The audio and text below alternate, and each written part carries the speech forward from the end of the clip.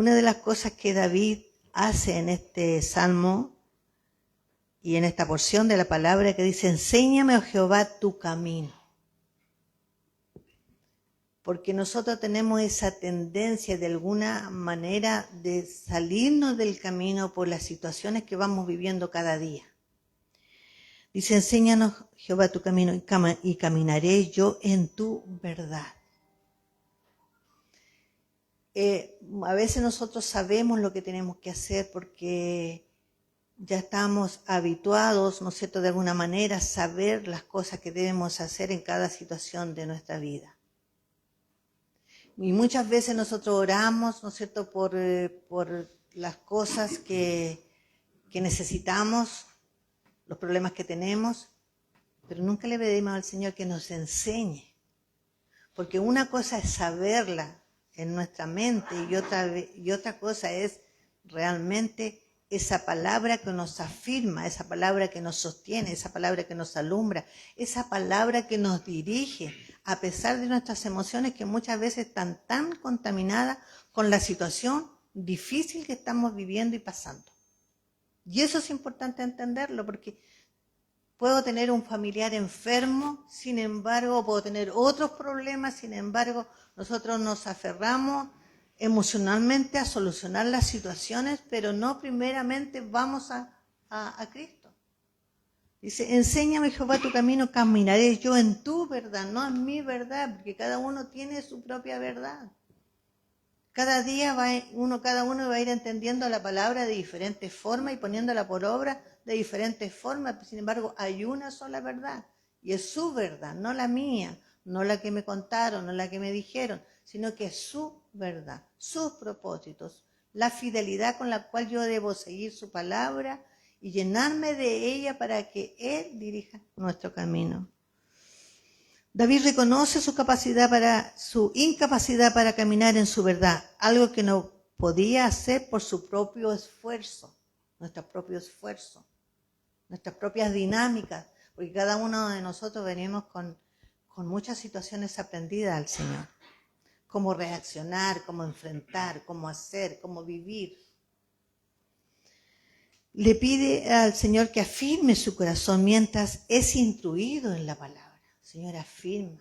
Nos afirmamos en su palabra, nos afirmamos en sus caminos, en nuestra propia duda o en nuestro propio conocimiento, o en lo que me dijeron o en lo que me contaron. Afirma mi corazón mientras yo aprendo de ti cada día. Cada día vamos aprendiendo nuevas cosas de Él. La palabra de Dios es tan profunda, la palabra de Dios es tan inmensa que jamás vamos a terminar de aprenderla. Por eso es tan importante seguirla. Dice, afirma mi corazón para que tema tu nombre. David sabía que solo podía caminar en la verdad de Dios con un corazón afirmado y unido a Él, uniéndonos a Él. Esa fusión que debemos tener todos los días de nuestra vida para enfrentar las situaciones. Estamos en una guerra continua. Y el que no ha entendido que está en una guerra, viviendo en una guerra, es muy fácil diluirse por las cosas y por lo que le dicen, por el tiempo, por las situaciones, por las circunstancias, por lo que le dice la radio, la televisión, consejeros humanos, etcétera, etcétera. Afirma mi corazón para que tema tu nombre. Un corazón dividido entra en diferentes lealtades importantes. Nunca podría caminar en la verdad de Dios si yo estoy diluida con tantas lealtades que tengo que yo tener con lo que me dijeron, con mi familia, con el consejo, con diferentes cosas y no la palabra del Señor. Y pensando y reflexionando en todo eso, me encontré con una frase maravillosa de Spurgeon, que dijo: nuestras mentes tienden a dividirse entre una variedad de objetos como arroyos que gotean y desperdician su fuerza en 100 arroyos. Nuestro gran deseo debería ser todas nuestras inundaciones de vida se viertan en un solo canal y que ese canal se dirija solo hacia el Señor. Y los puritanos enfatizaban que el temor reverente a Dios es la clave para la fidelidad en cualquier situación de nuestra vida. qué importante nosotros es reflexionar sobre aquellos del pasado que fueron hombres de fe y que anhelaban y que amaban la palabra de Dios y que vivieron por ella, pase lo que pase, que no se decaía frente a las circunstancias. Yo le comentaba a un hermano el otro día de que yo estudiando la historia de Spurgeon, él era un hombre que vivió con una depresión y tenía una enfermedad que se llamaba la gota. Tuvo una esposa que el primer hijo tuvo un problema en su parto y quedó inválida. Sin embargo, usted lee en sus escritos un hombre que jamás flaqueó frente a las circunstancias y las situaciones, porque era fiel a la palabra de Dios, afirmado en la palabra de Dios. Y eso es lo que nos invita en esta mañana, a ser fuertes, a ser valientes frente a las circunstancias, no derretirnos por el calor, no asfixiarnos ni escondernos por el frío, ni por las circunstancias que de alguna manera vamos a enfrentar. Enfrentamos la muerte, la enfermedad, los dolores, las aflicciones. Muchas cosas nos tocan en esta vida. Estamos en una guerra espiritual. La oración es importante.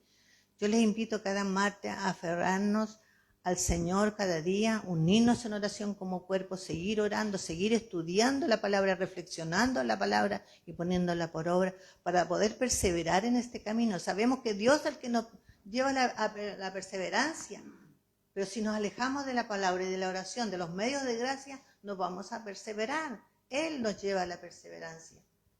Pero si Él nos lleva, que nos lleve, que seamos dóciles, que seamos de corazón enseñables para seguir sus enseñanzas. Que Dios le bendiga.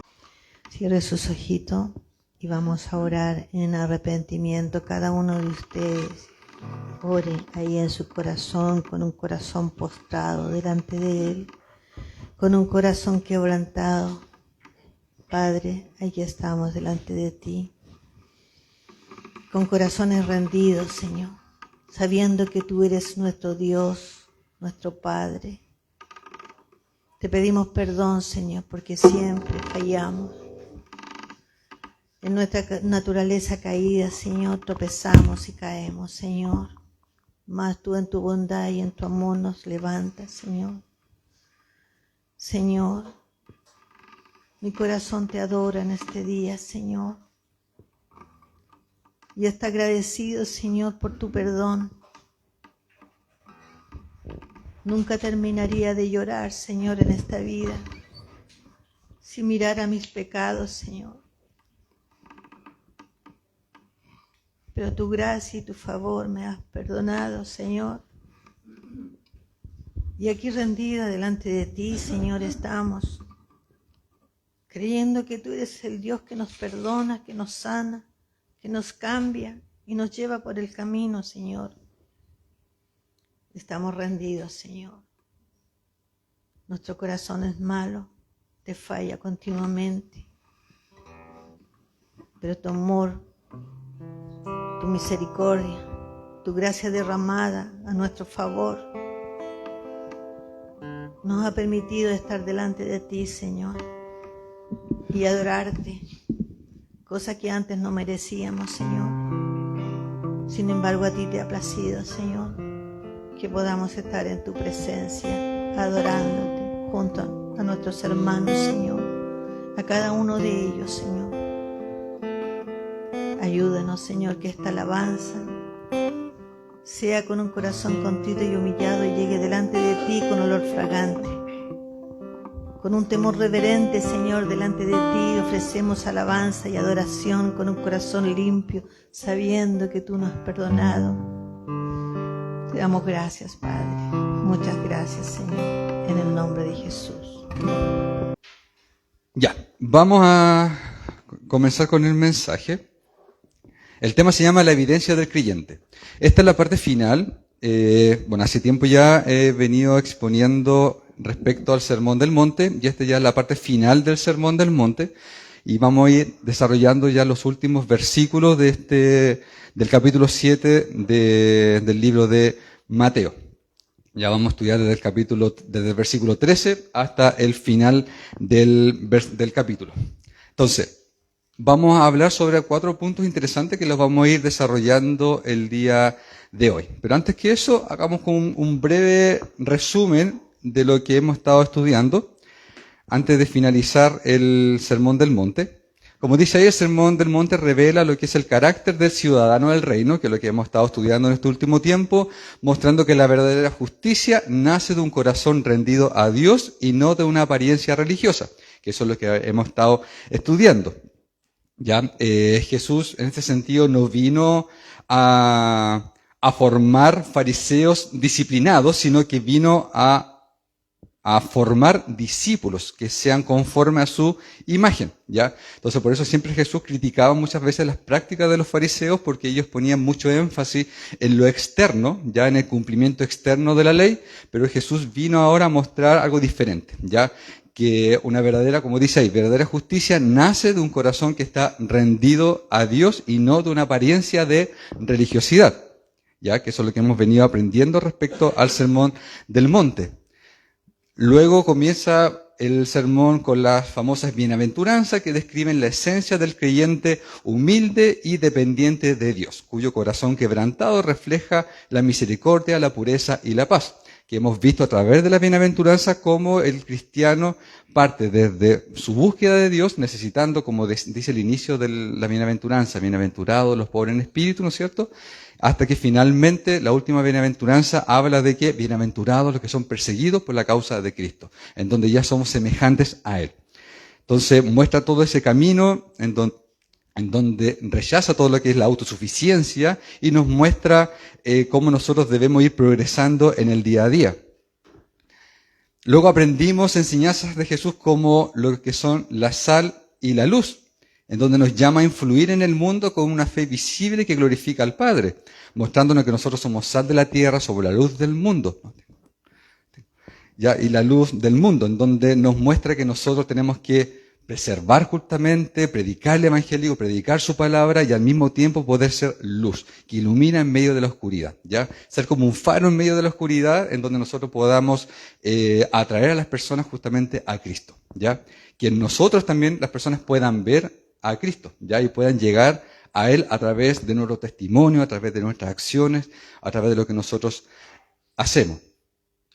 También Cristo cumple y eleva la ley al nivel del corazón, mostrando que la verdadera obediencia no es solo externa, sino interior e íntegra como la del Padre. Ahí donde nos mostraba, aprendíamos de que los famosos oíste que fue dicho tal cosa, pero yo les digo que deben hacer esto otro. Cuando hablamos sobre oíste que no deben matar, pero yo les digo que si usted aborrece a su hermano en su corazón, ya está incumpliendo ese mandato de Dios. Entonces, también aprendimos todo eso en donde Dios nos manda a que nosotros tenemos que ser perfectos, ya así como nuestro Padre Celestial es perfecto. Luego, siguiendo en el Sermón del Monte, en Mateo 6, Jesús nos enseña sobre la verdadera piedad, una piedad sincera. Habla sobre la ofrenda, la oración, el ayuno y exhorta a confiar en el Padre buscando primeramente su reino y su justicia, en donde nos muestra que nosotros tenemos que hacer tesoros en los cielos, ¿no es cierto? Nos habla también sobre el afán, sobre la ansiedad, nos habla sobre la verdadera motivación que nosotros debemos tener al momento de servir a Dios, ¿ya? Cómo estamos ofrendando, cómo estamos orando, cómo estamos ayunando. Es decir, cómo estamos nosotros realizando cualquier servicio a Dios, ¿ya? ¿Cuál es la motivación que a mí me mueve el servir al Señor? Eso también Cristo lo ejemplifica súper bien a través de lo que hemos estudiado. Como por ejemplo, cuando dice nuestro Padre Celestial que ve en lo secreto, Él nos va a recompensar en público. ¿Ya? También cuando habla de que no sepa tu izquierda lo que hace tu derecha. Entonces nos muestra que todo lo que uno haga para Dios tiene que estar con una buena motivación. ¿Cuál es esa motivación? Buscarlo a Él, tener una relación con Él y no ser visto por los demás. Que el reconocimiento sea de Dios y no de los hombres, ¿ya? Luego de eso, seguimos estudiando, dice Jesús nos enseña sobre las relaciones humanas, en el capítulo 7, el discernimiento espiritual, el llamado a la misericordia, la autocrítica, y finalmente a practicar lo que habla sobre la famosa regla de oro, en donde nos invita finalmente a no juzgar en forma hipócrita, sino que debemos juzgar también con justo juicio, que debemos examinar nuestras vidas antes de poder corregir a otros, pedir a nuestro Padre Celestial que nos ayude a tratar a los demás con misericordia y viviendo de esa forma, ¿ya? Como finalmente en Mateo 7:12, que el último versículo que estudiamos la vez pasada dice, así que todas las cosas que quieras que los hombres hagan con ustedes, así también hacerla ustedes con ellos.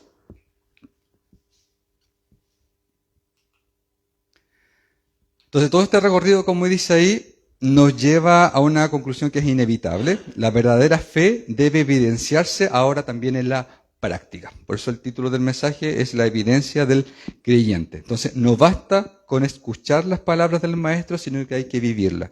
Por eso en esta parte final del Sermón del Monte, Jesús presenta una serie de contrastes que obligan al creyente a decidir. Vamos a ver estos 4 puntos.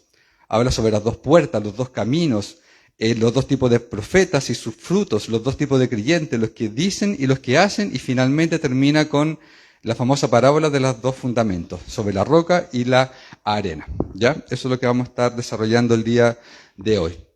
Entonces, Jesús diferencia la apariencia verdadera de la apariencia de la verdadera conversión, mostrando que la fe genuina se expresa en amor y en obediencia. Como dice en Juan, en el libro de Juan, capítulo 14, versículo 15, que dice, si me amas, guardas mis mandamientos. Entonces, en esta sección de la evidencia del creyente es un llamado a examinar el corazón y comprobar si nuestra vida refleja esta pertenencia al reino de los cielos. Entonces, el Señor enseña que la verdadera fe se distingue por su fruto y su obediencia y no por las palabras o apariencias religiosas. Entonces, esto es lo que vamos a estar estudiando el día de hoy. Entonces, primero, la primera parte habla sobre el camino. Lo encontramos en Mateo 7, versículos del 3 al 14. Dice, la decisión que define el destino del creyente.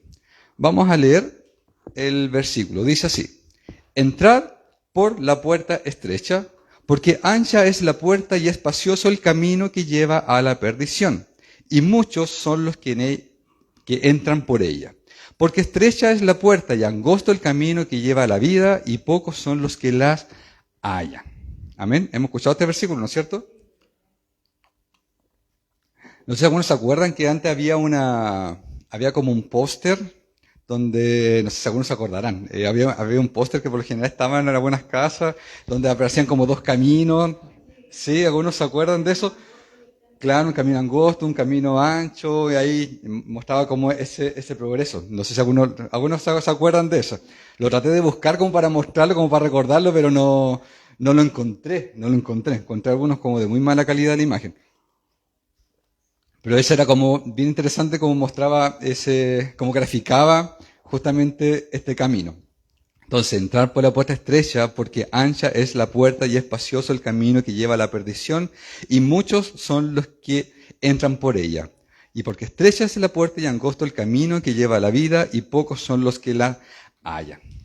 Entonces, Jesús acá nos muestra dos puertas, ¿ya? La estrecha, que representa a Cristo, y la salvación por gracia, y la ancha, que es símbolo de la religión y la autosuficiencia humana, ¿ya? Eso es lo que está mostrando acá. No hay más opciones, es estas únicas 2. O vamos por el camino ancho o vamos por el camino angosto. Esto es algo que nosotros como hijos de Dios, como cristianos que conocemos la verdad, tenemos que estar conscientes y poder decidir bien en este punto, ¿ya? Entonces, esto debe manifestar la correcta dirección que nosotros debemos tomar como hijos de Dios. Entonces, la puerta estrecha exige despojarse del orgullo y de la justicia propia, recordando la primera bienaventuranza. Bienaventurados los pobres de espíritu, porque ellos es el reino de los cielos. Es el primer paso que nosotros hacemos, ¿ya? Cuando nosotros reconocemos nuestra condición delante de Dios y recibimos justamente a Cristo en nuestro corazón, ya aceptándolo como nuestro Señor y nuestro Salvador, reconociendo nuestra incapacidad, ya a través de esta regeneración que el Espíritu Santo hace en nuestros corazones, en nuestras vidas, para poder entender esta verdad, ahí nosotros en donde empezamos este recorrido por este camino angosto. Dice, solo los que reconocen su necesidad de Dios y nacen de nuevo pueden entrar al reino. Como dice ahí en Juan 3, dice, de cierto te digo, que el que no naciere de nuevo no puede entrar en el reino de Dios. Entonces aquí ya nos habla justamente de un nuevo nacimiento que nosotros debemos experimentar como hijos de Dios. Entrar por esta puerta implica renuncia personal y fe individual en Cristo sin apoyarse en méritos, tradiciones ni en la fe ajena. Esto es súper importante, ¿ya? Aquí esto nos habla de una decisión propia, interna, que nosotros debemos hacer como hijos de Dios. Está bien congregarse, está bien reunirse, ¿ya? Porque eso fortalece nuestra fe, son parte de los medios de gracia que Dios nos da. Pero nosotros debemos esperar eso para fortalecer nosotros nuestra relación y nuestra fe en Dios. Como siempre he repetido a través del Sermón del Monte, siempre Cristo nos habla sobre la motivación que nosotros debemos tener al momento de nuestra relación con Él y la forma de servicio que nosotros tenemos. ¿Ya? Es imperativo nuestra relación propia e individual con nuestra fe en Cristo. Pablo confirma esta verdad, dice, porque por gracia sois salvos por medio de la fe, no por obras para que nadie se gloríe. Esto nosotros lo tenemos más que claro, que la salvación es únicamente por mérito, por obra y por gracia de nuestro Señor Jesucristo, ¿ya? Y esto viene a través de la fe que nosotros recibimos de parte de Él y nosotros también mostramos arrepentimiento y nos rendimos ante Dios, ¿ya? Finalmente, para poder decir, como decía el apóstol Pablo ahí en Gálatas, que ya no vivo yo, sino que Cristo vive en mí. ¿Ya? Entonces esto es algo que nosotros debemos tener súper en claro al momento de poder entrar justamente por esta puerta, por este camino angosto, que es la primera parte de la evidencia que nosotros debemos manifestar como creyentes, como hijos de Dios. Entonces también, aparte de esta puerta, viene un camino, que es un camino que es angosto. ¿Ya? Cuando habla de un camino que es angosto, es un camino que es estrecho, ¿no es cierto? Es un camino que es apretado, que es presionado, que es limitado. Es un camino cercano, ya cercado por la palabra de Dios. Y nos marca los límites de nosotros, como creyentes, como hijos de Dios. Entonces, quien entra en este camino debe vivir, por lo tanto, en obediencia, en fe, ¿no es cierto? No basta con pasar por esa puerta, sino que debemos perseverar por este camino, ¿ya? Que un camino que es angosto, que nos va a traer, que nos va a confrontarnos justamente con nuestros deseos, con nuestros propios deseos en realidad. Miren lo que dice en Lucas 9:23. Si alguno quiere venir en pos de mí, niéguese a sí mismo y tome su cruz cada día y sígame. Este es el costo que nosotros tenemos por seguir este camino. O sea, negarnos a nosotros mismos, negar mis deseos, negar lo que yo quiero. ¿Por qué? Por seguir este camino, por seguirlo a Cristo. Tomar nuestra cruz y seguirlo día a día. Es decir, todas estas cosas que nosotros podemos cargar, Cristo nos dice, niéguense a sí mismos, tomen su cruz y síganme día a día. Este camino entonces no es fácil, el camino no ofrece comodidad, sino que es lo que nos ofrece la presencia constante de Cristo, que es parte de la promesa que Él nos dio cuando Cristo asciende a los cielos y nos dice que he aquí, yo estaré con ustedes todos los días hasta el fin del mundo. ¿No es cierto? Que estos son parte de estos versículos, nosotros debemos tenerlos siempre en mente porque nos debe dar esperanza cada día. Hablando de negarse a uno mismo, dice, y esta leve tribulación, que es momentánea, produce un eterno peso de gloria. O sea, las aflicciones finalmente que vamos a tener en este mundo no van a ser comparables, como dice la Escritura, con la gloria venidera cuando estemos todos juntos con Cristo. ¿Ya?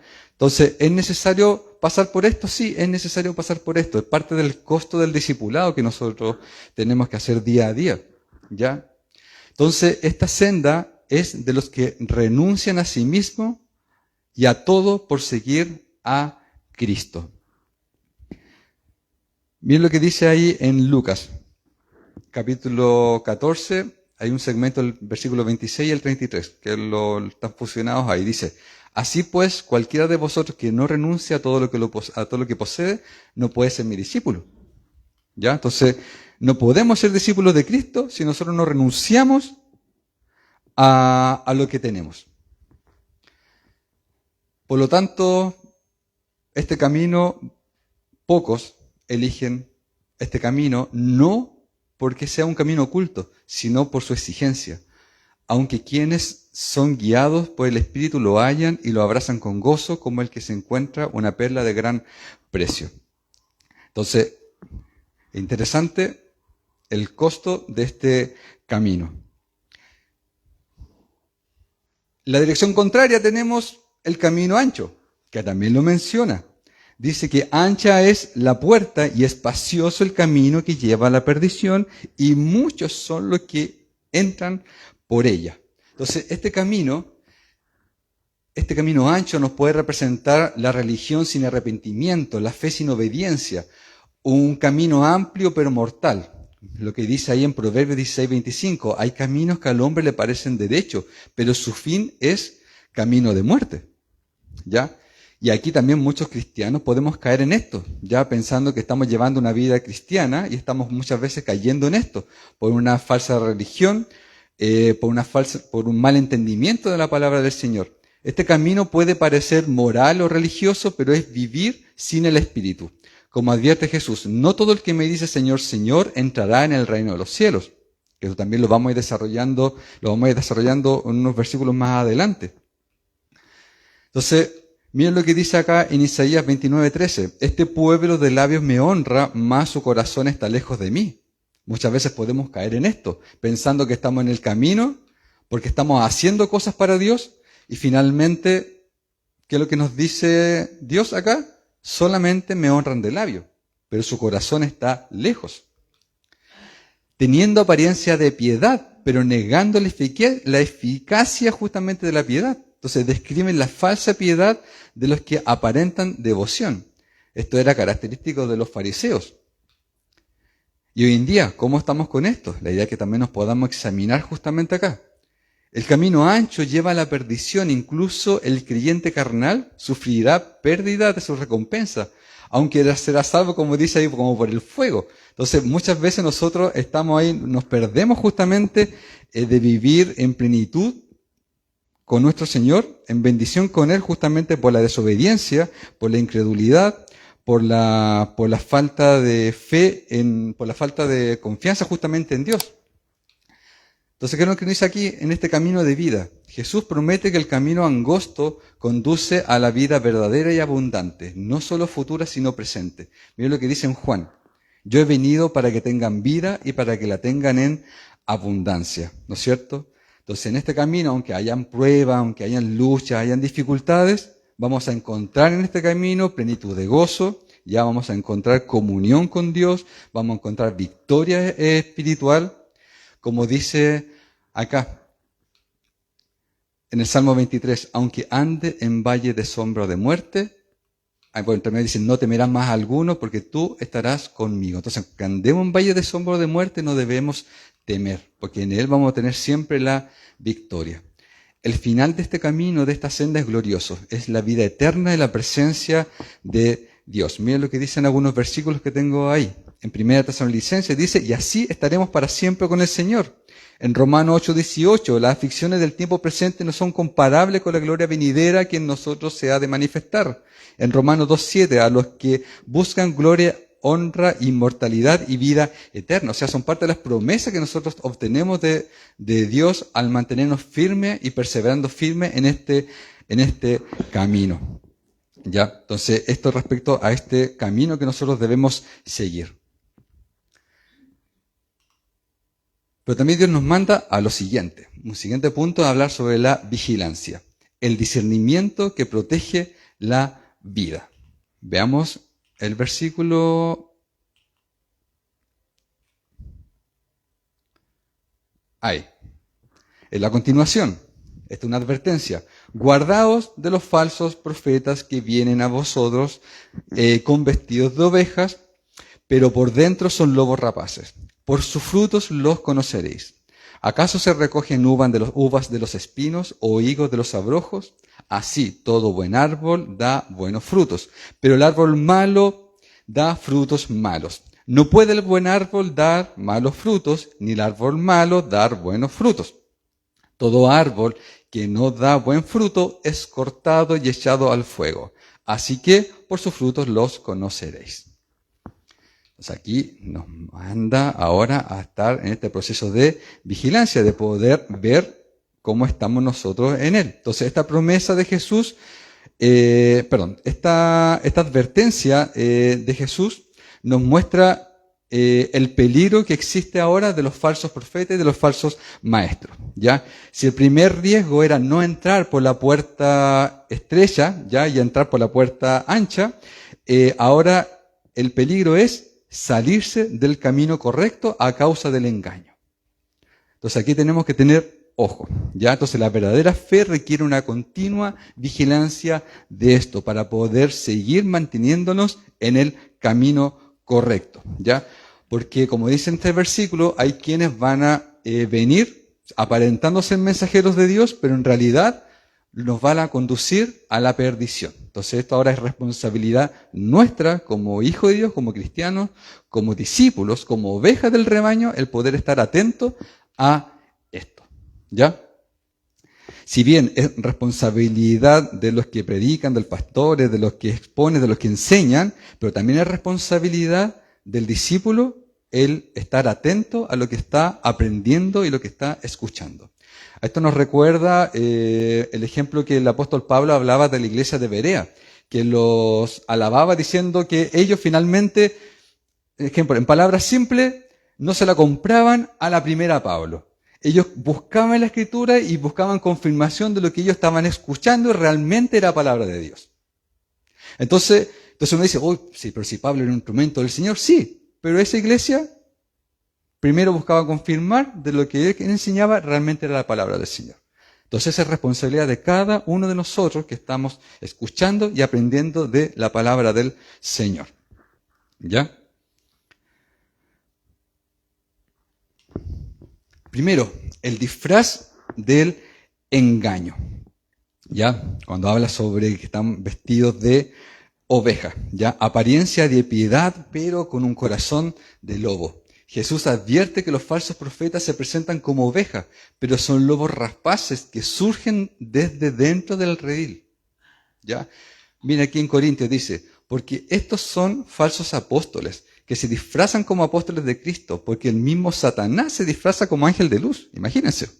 Entonces Satanás mismo tiene esta capacidad de poder disfrazarse como ángel de luz, por lo tanto, pueden engañar a los hijos de Dios. El peligro del disfraz es que su mensaje parece verdadero, pero nace del corazón humano. Miren lo que dice en Jeremías, no escuchéis la palabra de los profetas, hablan visión de su propio corazón. Entonces también aquí desde el Antiguo Testamento existía esto, ¿ya? Que muchos falsos profetas hablaban finalmente de lo que estaba dentro de su propio corazón y no hablaban respecto de lo que realmente venía de Dios, ¿ya? Entonces dicen, no escuchen las palabras de los profetas que os profetizan, os alimentan con vanas esperanzas, hablan visión de su propio corazón, no de la boca de Jehová. Ahí está el versículo completo de Jeremías 23, 16. ¿Ya? Entonces, estos falsos maestros prometen prosperidad sin arrepentimiento, religión sin cruz, aparentando espiritualidad mientras desvían al pueblo. Tenemos que tener ojo con esto porque muchas veces esto ocurre hoy en día en muchas iglesias y vemos muchos ejemplos cuando nos podemos ver quizá a través de las redes sociales, algunas iglesias que lamentablemente caen en este tipo de cosas, ¿ya? En donde siempre nosotros hablamos de las famosas como doctrinas de la prosperidad, ¿no es cierto? Dios nos promete prosperidad, sí, claramente, pero nos promete prosperidad en su palabra, ¿no es cierto? En su conocimiento, en su espíritu. ¿Ya? Pero muchas veces estos falsos maestros, ¿qué es lo que hacen? Predican, entre comillas, usan una verdad de Dios para poder llevar al pueblo a otro tipo de creencia. En 2 Pedro dice, pero hubo también falsos profetas entre el pueblo y por avaricia harán mercadería de vosotros con palabras fingidas. Imagínense, o sea, hay falsos maestros, falsos profetas que dicen que dice que introducen encubiertamente herejías destructoras y por avaricia harán mercadería de nosotros. Entonces, finalmente, ¿qué va a pasar con la iglesia, con el Hijo de Dios? Es como una caja donde se obtiene dinero, finalmente. Eso es lo que nos está diciendo así en palabras simples. Entonces, hay que tener siempre ojo con esto. La motivación es egoísta, el poder, el dinero, el reconocimiento, buscando aprovecharse del rebaño en vez de servirlo, ¿ya?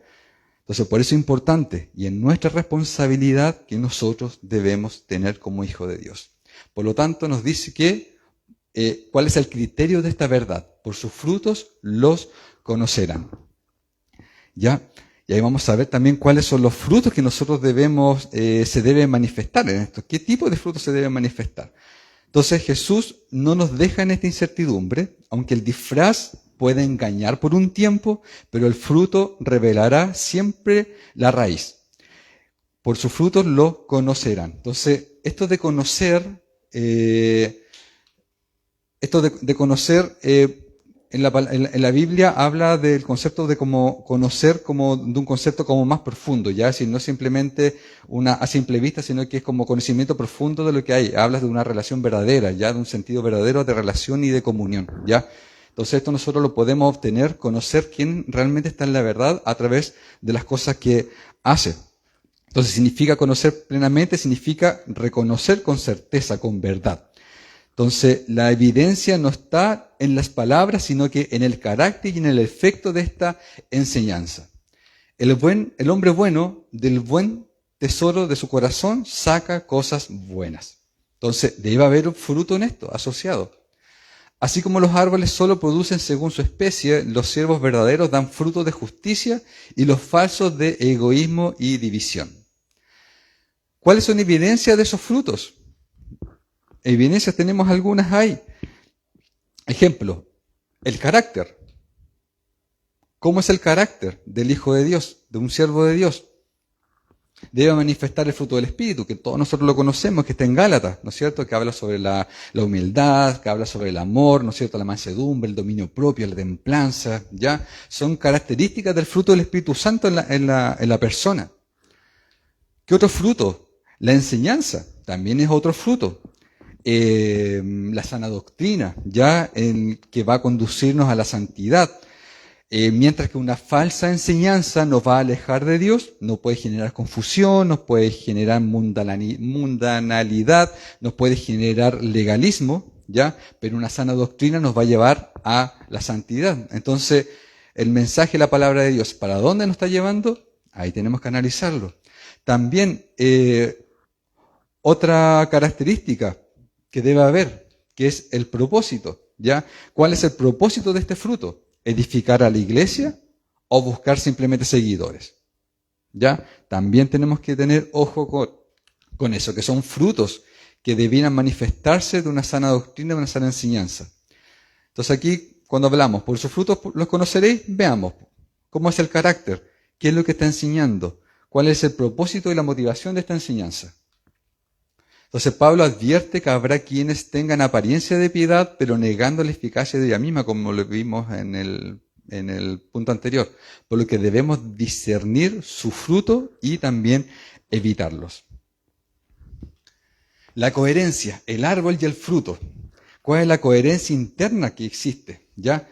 Ahí cuando nos dice que todo buen árbol produce buenos frutos y los malos árboles producen malos frutos. Son frutos corruptos, ya revelando la verdadera naturaleza. Miren lo que dice Cristo. ¿Se acuerdan de este versículo? En Juan 15, cuando habla sobre la vid verdadera. Yo soy la vid, vosotros los pámpanos. ¿Ya? ¿Qué más nos dice? Permanecer en mí y así... permanecer en mí, yo voy a aparecer en ustedes. De esa forma nosotros, si nosotros no permanecemos en Él, si no estamos insertos en su vid, en Él, no vamos a pertenecer a Él. Entonces muestra que el fruto bueno proviene de la comunión con Cristo. Entonces finalmente es Cristo como nuestra vid verdadera, como Él es un labrador, Él es la vid, nosotros los pámpanos, somos estas ramas que estamos ahí ancladas a la vid. Si no estamos anclados a Él, no vamos a dar fruto. Y ahí por lo tanto vamos a morir. Entonces, solo una persona regenerada por el Espíritu Santo puede producir justicia. El árbol corrupto aparenta, pero su vida la desmiente. Entonces podemos tener apariencia de piedad, apariencia de ser hijo de Dios, pero finalmente nuestra vida, nuestros frutos, lo que hacemos, nuestras motivaciones nos están mostrando todo lo contrario.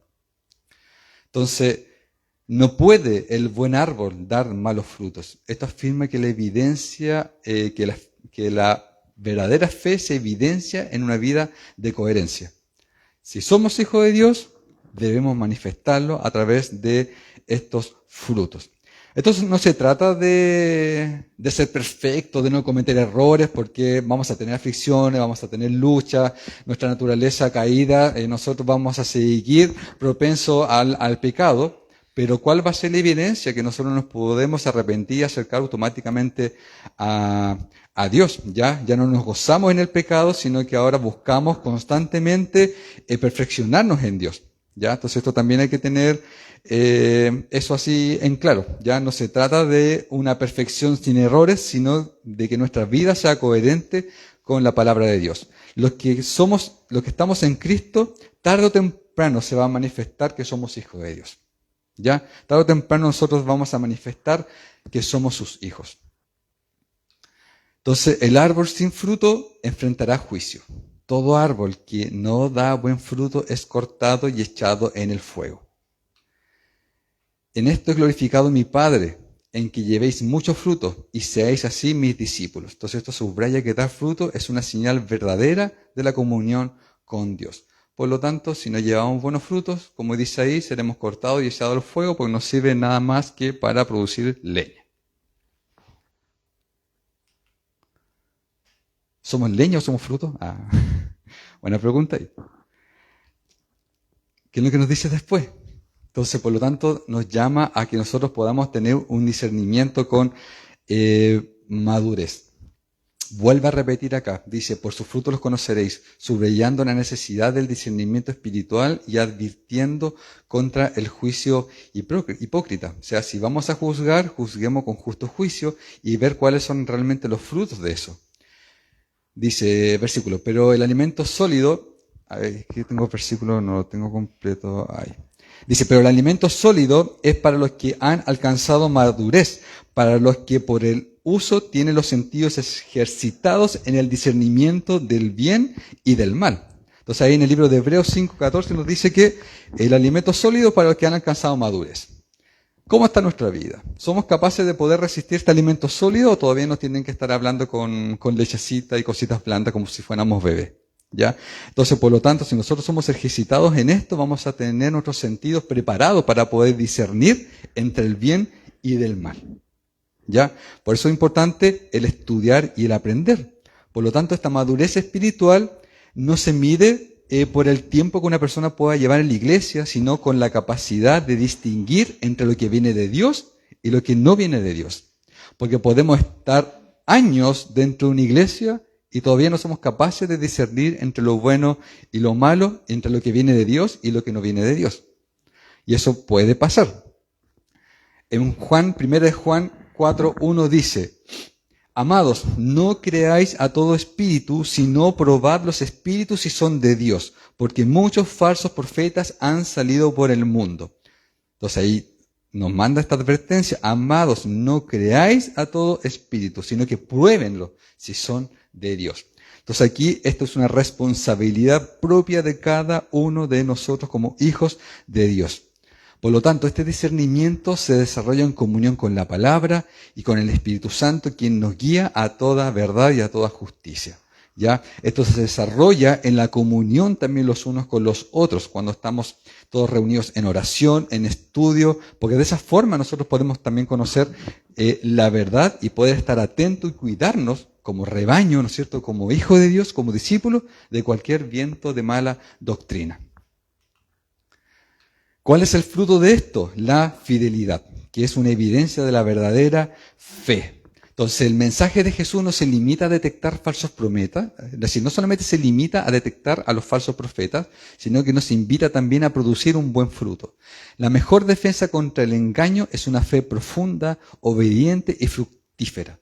Quien permanece en Cristo no solo evita ser engañado, sino que se convierte en testimonio vivo de la verdad. ¿Cómo? A través de, como dice su palabra, o sea, nosotros cuando buscamos de Dios, cuando aprendemos de Dios, podemos decir lo que dice este salmo: lámpara es a mis pies tu palabra y lumbrera en mi camino, que ilumina todo mi vida, ilumina mi camino, y podemos nosotros ver por dónde van andando nuestros pies. Ser hacedores de la palabra y no tan solamente oidores, ¿ya? Engañándonos a vosotros mismos. O sea, tenemos que ser hacedores de su palabra y no simplemente oidores, ¿ya? ¿Qué más nos dice? El creyente vigilante no vive con temor, sino con discernimiento y esperanza. Sabe que el Señor cuida de los suyos y que la verdad prevalece. Como dice en el libro de Juan: mis ovejas oyen mi voz y yo las conozco y me siguen. ¿No es cierto? Vamos ahí avanzando con este punto. Entonces, volvemos nuevamente a nuestra responsabilidad de poder discernir y ver todo esto. ¿Cuál es la realidad que viene asociado a esto? Dice: la obediencia que autentica la fe. Dice, y este versículo igual es súper fuerte este pasaje que viene ahora. Dice: no todo el que me dice Señor, Señor, entrará en el reino de los cielos, sino el que hace la voluntad de mi Padre que está en los cielos. Muchos me dirán en aquel día: Señor, Señor, ¿no profetizamos en tu nombre? Y en tu nombre echamos fuera demonios, y en tu nombre hicimos muchos milagros. Entonces les declararé: nunca los conocí, apartados de mí, hacedores de maldad.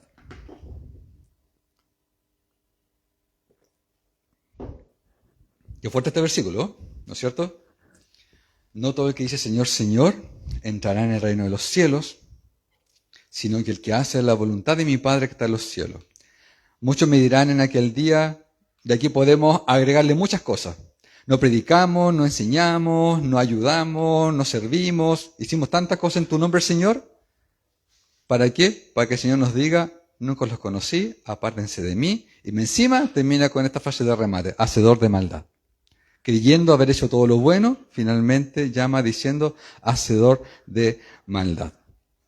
Entonces este pasaje nos lleva, Jesús lleva a sus oyentes, a sus discípulos, a un punto que es súper profundo en esto. La realidad de la verdadera fe en Dios y no una apariencia religiosa. Muestra aquí este contraste de qué va a pasar con los que viven una vida de religiosidad, finalmente, solamente por cumplir, y no una vida que ha hecho la voluntad de Dios.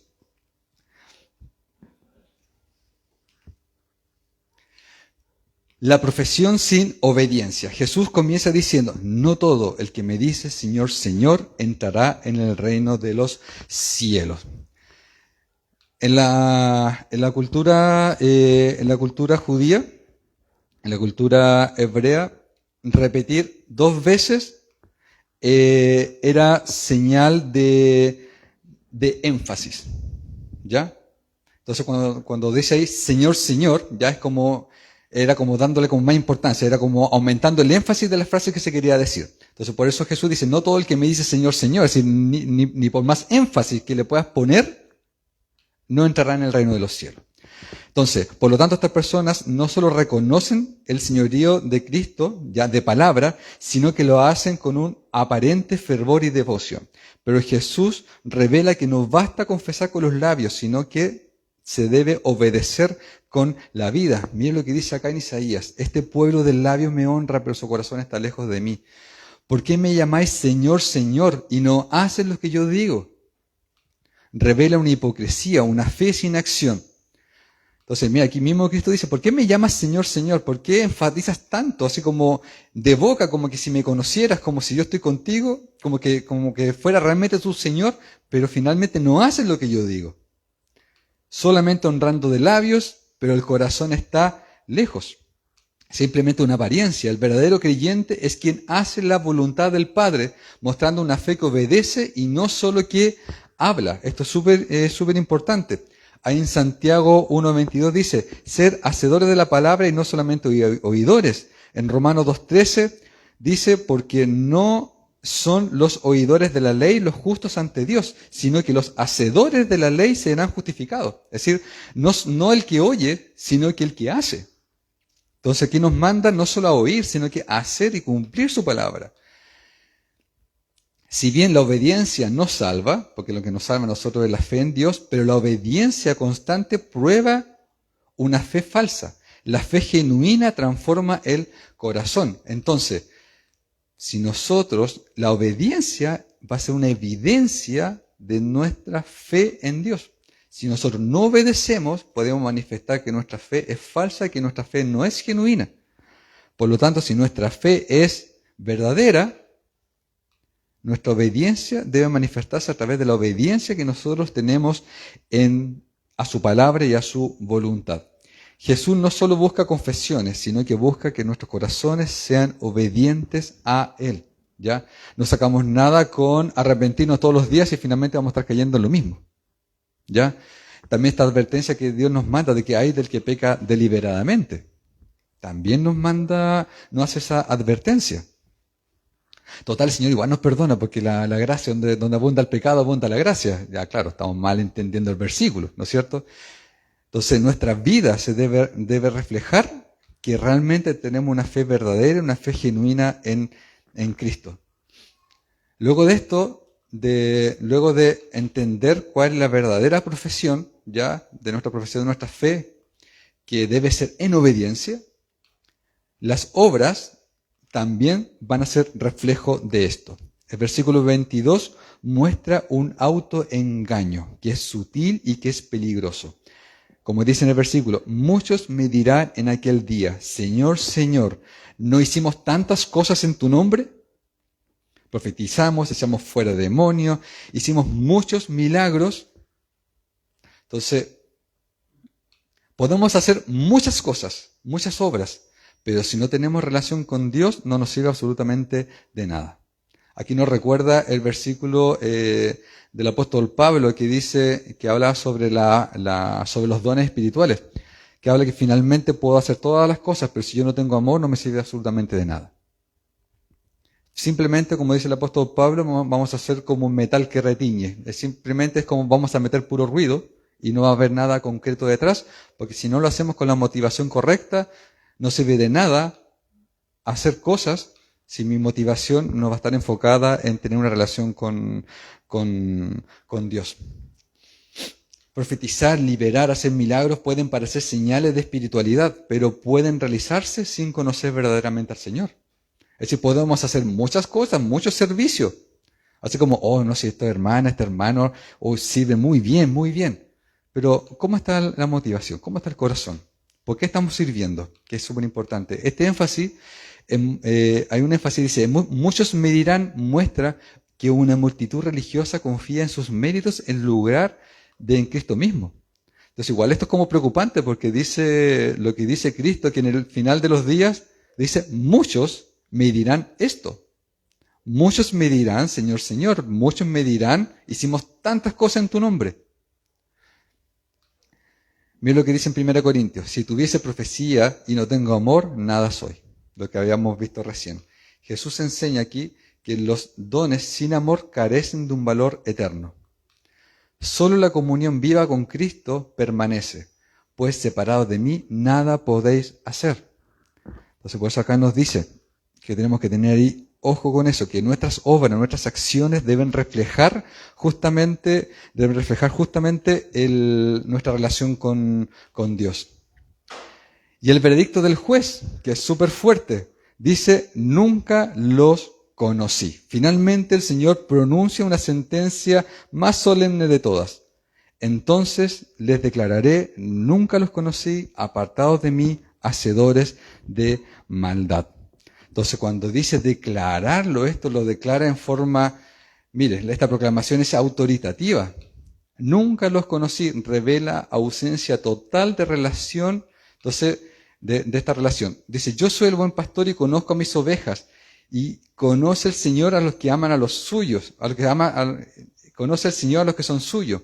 Muestra esta comunión real que distingue a los verdaderos creyentes. Entonces, el Señor conoce a sus hijos. Los falsos profesantes sabían de Cristo, pero no los conocían. Vivían en una anomia, en una rebeldía espiritual, bajo su propio yo y no bajo la ley de Dios. El contraste, como dice acá, es entre hacedores de maldad y los hacedores de la voluntad del Padre, diferenciando por la motivación del corazón. volvemos al punto de que tenemos que reflejarlo a través de los buenos frutos, ¿ya? Entonces, el problema acá no es la falta de obras, sino que las obras sin intimidad con Dios. Actividad externa sin transformación interna. Eso es interesante, porque finalmente nos podemos llenar a través de como de un activismo religioso, haciendo cosas, y olvidamos nuestra relación con Dios. ¿Se acuerdan de la parábola del hijo pródigo? Ya cuando finalmente ambos hijos caían en lo mismo. El hijo menor que se fue porque le interesaba la herencia del padre, y el hijo mayor se enojó cuando el padre recibe al hijo menor. ¿Por qué? Porque dice, oye, si yo siempre estuve acá, y el padre le dice, oye, o sea, todo lo mío es tuyo, tú siempre has estado conmigo. Y nos damos cuenta que ambos finalmente estaban con el padre por lo que podían obtener de él. Y ninguno de los dos estaba en una relación real, no estaban con el padre porque realmente querían estar con él. Entonces esta realidad espiritual, dice, Jesús define la verdadera salvación como una relación de conocimiento mutuo. Y esta es la vida eterna, que te conozcan a ti, el único Dios verdadero, y a Jesucristo a quien has enviado. Entonces no basta con haber oído hablar de Cristo o hablar de Cristo, sino que debemos tener una relación profunda con Él. Para finalmente decir, como dice en Filipenses, ahí el apóstol Pablo en Filipenses 1:21, para mí el vivir es Cristo y el morir es ganancia. Y ya no vivo yo, mas Cristo vive en mí. ¿Podemos decir eso? El verdadero creyente no se define por lo que hace, sino por quien lo habita. Su vida da fruto porque Cristo vive en él. Su obediencia es el resultado de una transformación interior. Y esto finalmente nos lleva al último punto de la estabilidad. Entonces, la casa firme en la obediencia, que esta parábola que todos nosotros conocemos. Que este es como el cierre de todo el Sermón del Monte. De todo lo que se ha aprendido, de todo lo que hemos estudiado, desde la bienaventuranza hasta lo que hemos estudiado ahora, cierra en este punto diciendo, entonces cualquiera pues que me oye estas palabras y las hace, le compararé a un hombre prudente que edificó su casa sobre la roca. Descendió lluvia y vinieron ríos, soplaron vientos y golpearon contra aquella casa y no cayó, porque estaba fundada sobre la roca. Pero cualquiera que me oye estas palabras y no las hace, le compararé a un hombre insensato que edificó su casa sobre la arena. Descendió la lluvia, vinieron ríos, soplaron vientos y dieron con ímpetu contra aquella casa, y cayó y fue grande su ruina. Entonces, este discurso, esta parábola cierra completamente la enseñanza de Jesús, todo el discurso que Jesús hace en el Sermón del Monte. Lo cierra todo con con algo que dice aquí que es súper interesante. Oír y hacer. Versus el oír y no hacer. Esto ya queda más que claro en todo lo que hemos estudiado en todo este tiempo, ¿ya? Que no sacamos nada con oír y no hacer realmente lo que nos manda la palabra de Dios. Entonces aquí hay una relación entre el oír y el hacer. Jesús destaca que el verdadero discípulo oye y hace sus palabras, integrando, como dice acá, la obediencia práctica como fundamento de nuestra vida. Eso mismo. Entonces, la roca es Cristo mismo, el único fundamento seguro. Nadie puede poner otro fundamento que el que ya está puesto, como dice en 1 Corintios, que el cual es Jesucristo. Por lo tanto, esta prudencia consiste en orientar toda la vida hacia Cristo, obedeciendo sus mandamientos con sensatez y con propósito. El obediente no elige qué seguir, sino que vive todo el mensaje. Entonces, este Sermón del Monte logra así una vida estable y coherente. Entonces, por lo tanto, todo lo que hemos aprendido, acá Cristo nos dice, por lo tanto, el que oye debe hacer. La prueba, las dificultades del día a día, todas las luchas, las dificultades son inevitables. Las luchas y las dificultades van a caer tanto sobre los hijos de Dios como los que no son hijos de Dios. Tanto por aquellos que oyen su palabra como los que no la oyen. tanto para los que obedecen como para los que no obedecen la palabra de Dios. Es decir, para todos va a venir la prueba. ¿Es inevitable? Sí, pero también es necesaria, porque la prueba es la que nos determina si realmente nosotros estamos en la fe. Las tormentas, las pruebas, las pérdidas, las luchas espirituales son inevitables, pero revelan la solidez del fundamento que nosotros tenemos realmente en Cristo. Para el prudente, la tormenta prueba la solidez del fundamento, porque dice, no cayó su casa, porque estaba fundada sobre la roca. ¿Ya? Entonces el prudente permanece firme porque está fundado en la roca. Mire que dice, como dice acá, como Job, que tras la prueba dijo, de oídas te había oído, más ahora mis ojos te ven. Mire qué interesante Job. Job, después de haberlo tenido todo y haberlo perdido todo, puede entender y puede conocer realmente a Dios a través de la prueba, a través de la dificultad.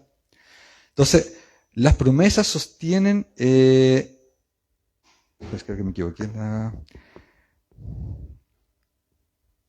Ya, no, ahí me equivoqué en la repetición. Entonces, hay promesas que nos sostienen en la tormenta. Como por ejemplo, hay algunos versículos. En Salmo 112, versículo 7 dice, no tendrá temor de malas noticias, su corazón está firme y confiado en Jehová.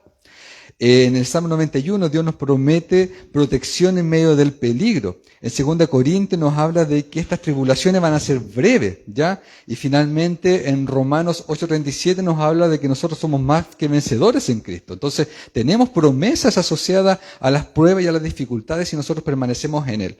Entonces estos versículos declaran que el creyente vence y persevera en la fe.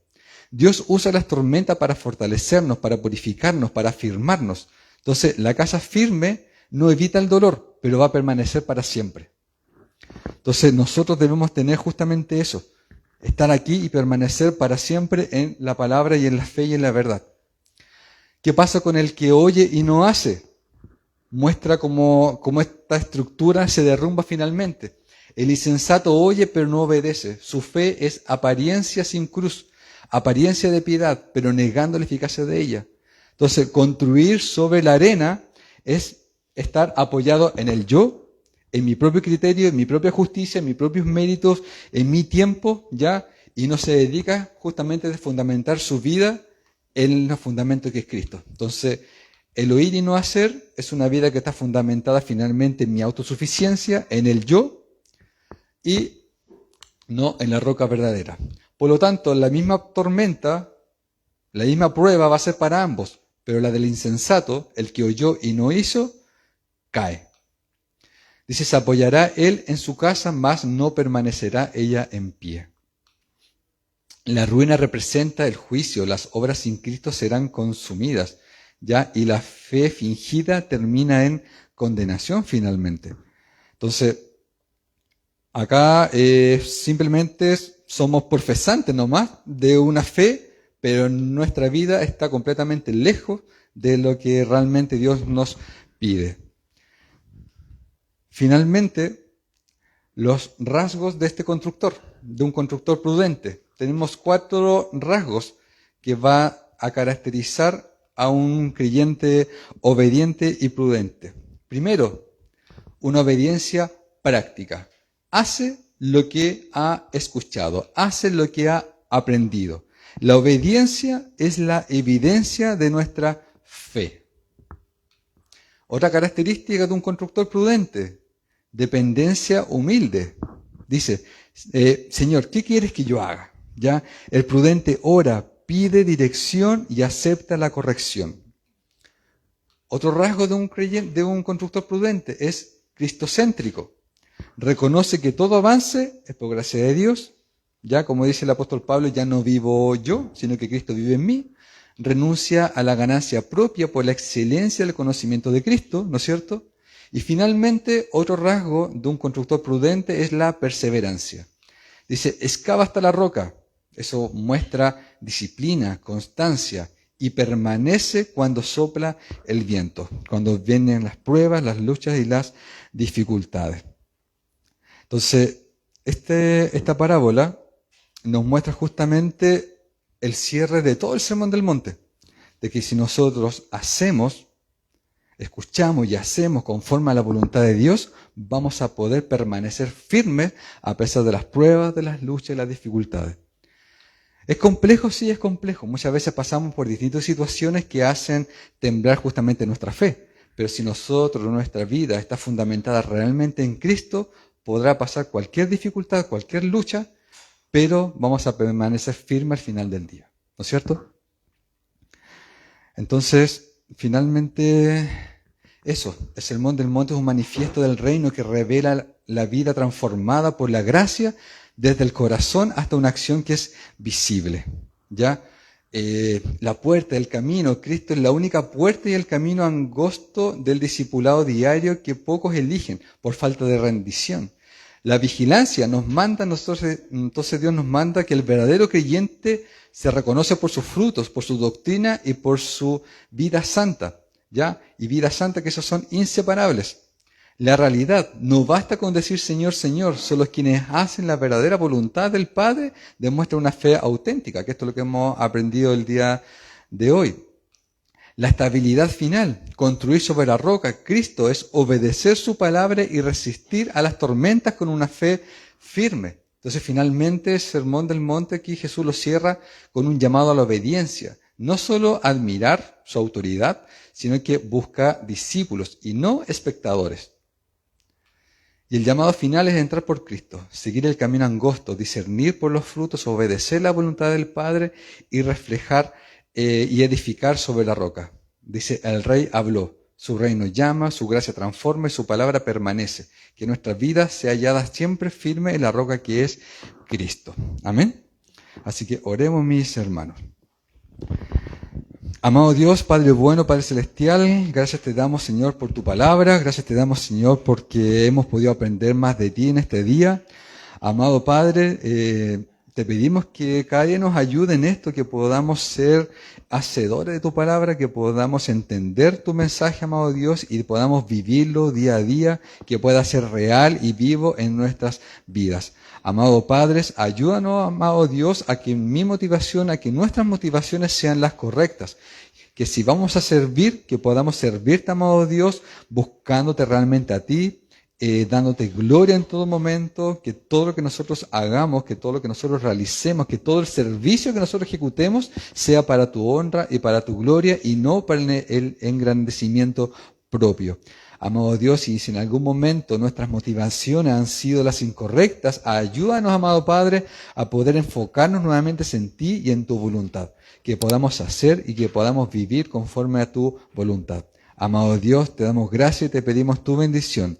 En el nombre de Jesús. Amén.